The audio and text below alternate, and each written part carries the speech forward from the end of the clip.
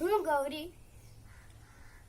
અંજન શાળા શિવારીમાં ડાંગમાં 5મા ધોરણમાં ભણું છું. આજે હું તમને અંધજનોના જીવનમાં ક્રાંતિ લાવનાર બ્રેઇલનું મહત્વ સમજાવીશ. એક બાળકનો જન્મ થાય અને આખું ઘર ચિંતામાં સરી જાય એવું બને? સર્વત્ર અંધકાર અંધકાર છવાઈ જાય, શું એવું બને? હા, જરૂર બને. જો કોઈ દિવ્યાંગ બાળક જન્મ લે તો પ્રભુએ કયા પાપની સજા આપી હશે કે દુનિયામાં દરદરની ઠોકરો ખાવા મોકલ્યો હશે? માતા પિતા પણ આ જિમ્મેદારીમાંથી છટકવાની જ કોશિશ કરે. ભગવાન આમાંથી ક્યારે મુક્તિ આપે એનો જ વિચાર કરે. એમના પ્રત્યેનો વ્યવહાર પણ કઈ જુદો જ હોય. એમની કલાને કે આવડતને ક્યારેય પ્રોત્સાહિત ન કરે. તો એમાં છોકરાના ભણવાની તો વાત જ ક્યાં આવે? અને ભણતર નહીં એટલે ગણતર નહીં, અને ગણતર વગરનું જીવન એટલે ઉપાધિ. એક રસ્તો ક્રોસ કરવો હોય તો પણ કોઈકની મદદ જોઈએ. તો આ તો જીવનના વર્ષો કેમ વિતાવવા? હા, વર્ષો પહેલા આ બધું સાવ જ સહજ હતું. દિવ્યાંગો રસ્તે રખડતા હતા, ભગવાનના ભરોસે જીવતા હતા અને જે મળે તેમાંથી જ પોતાનો ગુજારો કરતા હતા. હાથ પકડીને દિશા બતાવનાર પણ મળતા ન હતા. આ બધું જોઈને પ્રભુને ક્યારેક તો લાગ્યું હશે ને કે મારા સંતાનોની પૃથ્વી પર આ દશા. એક જ સારા ચોઘડીએ એમના મનમાં પણ શુભ વિચાર આવ્યો કે આ દિવ્યાંગો માટે કંઈ કરવું જોઈએ. જો સમાજનો ટેકો હોય તો જ બાળક આધારશીલ અને વિચારશીલ બની શકે. અને એના માટેનું પ્રથમ પગલું ભણતર જ છે. અને આ બાળકો માટે તો કાળા અક્ષર ભેંસ બરાબર છે. પણ સમય સાથે બધું જ પરિવર્તનશીલ છે.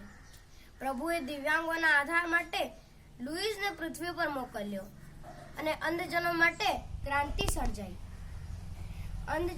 લુઈસે અંધજનો માટે નવી લિપિ વિકસાવી અને અંધજનો માટે વિશ્વમાં નવા નવા રસ્તા ખુલી ગયા. આ 6 ટપકાની લિપિને બ્રેઇલ લિપિનું નામ અપાયું. અંધજનો માટે ગીતા ગાઓ કે પછી બાઇબલ કે પછી કુરાન, બધું આ 6 ટપકા જ.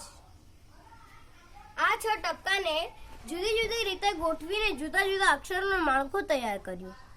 આ બધું જોઈને પ્રભુ પણ ખૂબ રાજી થયા. અંધજનો વાંચતા થયા અને વાંચતા થયા એટલે વિચારતા થયા.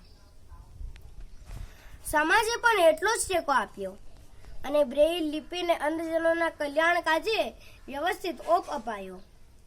ઈસવીસન 1809માં જર્મનીમાં કુપરે નામના ગામમાં જન્મેલો લુઈસ દેવદૂત બનીને આવ્યો અને બ્રેઇલ લિપિનો વિકાસ કરી અમર થઈ ગયો.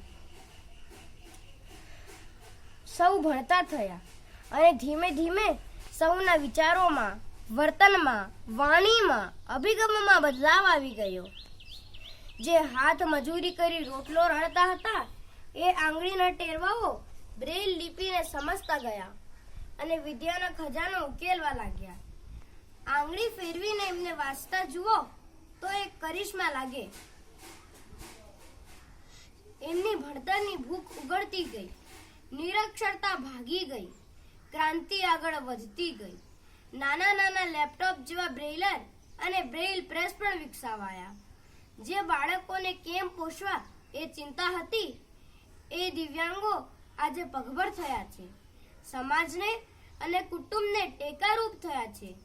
આંગળીના ટેરવા થકી માહિતીનો ભંડાર મેળવીને સામાન્ય બાળક જેવું વિચારતા થયા છે. આજે દુનિયામાં એવું એક પણ ક્ષેત્ર નથી જે દિવ્યાંગોની હાજરી ના હોય. તો આ થઈ દિવ્યાંગોના જીવનમાં ક્રાંતિ લાવનાર બ્રેઇલની વાત. અસ્તુ.